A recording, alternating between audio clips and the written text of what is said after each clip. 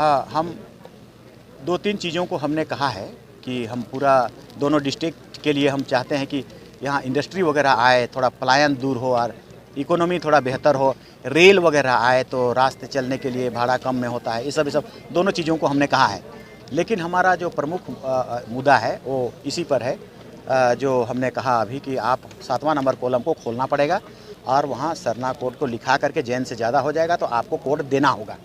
यही पर्पस है मेरा मुख्य रूप से। लेकिन अगर ऑल थ्रू हम देखेंगे जिला को तो वाकई हमारा डेवलपमेंट नहीं हुआ है। हमारा 30 साल हो गया जब यहाँ से हम मैट्रिक पास करके गए, जैसा था जैसा है करीब करीब गुमला वैसा ही है, लोहरदगा भी लगभग वैसा ही है। तो यहाँ कोई चीज़ को खींच के लाया नहीं जा सका। हम चाहेंगे ज़रूर कि इंडस्ट्री भी आए, बॉक्साइड है उसकी इंडस्ट्री आए। वोट काटने वाला कौन होता है? जो 50,000 वोट आता है, वो कॉन्टेस्ट में नहीं आता है, ट्रेंगुलर। तो कोई आदमी उस तरह का सपोर्ट है, उसको लीव नहीं कर सकता है, छोड़ नहीं सकता है। और हमको इसीलिए लड़ना ही है आपसे। और इस बार तो हम ज़्यादा कारण से लड़ रहे हैं क्योंकि आपने मेरा वजूद को मिटाने का प्रयास किया। भाजपा वाले भाइयों ने, चाहे तो केंद्र से हो, राज्य से हो, उस कॉलम को ही मिटा दिया जहां हम सरना लिखते थे। हमारा धर्म, मेरा फंडामेंटल राइट को ही नष्ट कर दिया। मेरी फोकस बिल्कुल, मेरी लड़ने पार्लियामेंट में लड़ने का कारण ये है, हम पूछेंगे और जीत होगी यार, पूछेंगे हम वहाँ जा कर के क्यों मेरे खिलाफ ऐसा किया जा रहा है। यहाँ 8 करोड़ आदिवासी हैं, उनके लिए आप क्यों नहीं सोचते हैं? आप there is no indigenous people in India United Nation में हर साल क्यों बोलते हैं अक्टूबर महीना में जब आपका सेशन होता है वहाँ? तब तो इन चीज़ों को ही पूछना है, हमें जानना है, वहीं से पूछा जाएगा।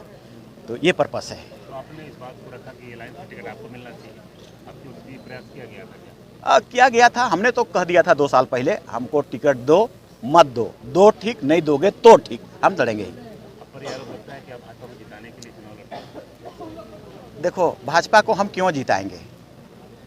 भाजपा को हमको हराना है। अभी कंटेस्ट जो है भाजपा से ही मेरा है। ये बात जरूर बोलते हैं लोग कि ये जीतेगा और भाजपा में चला जाएगा, ये बात बोलते हैं। तो हम जीतेंगे और भाजपा में नहीं जाएंगे, क्योंकि जैसे जीतेंगे और भाजपा में जाएंगे उसी दिन मेरा सदस्यता तुरंत तत्काल ख़त्म हो जाएगा।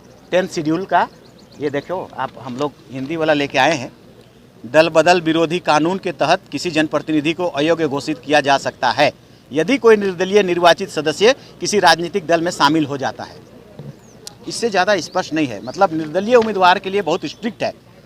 मतलब वो पैसा लगाएगा, खर्च करेगा, मेहनत लगाएगा, अपने लोगों को विश्वास में देगा, उसके बाद अपने पैरों में कुल्हाड़ी मारने के लिए वो नहीं करेगा, किसी भी स्थिति में नहीं।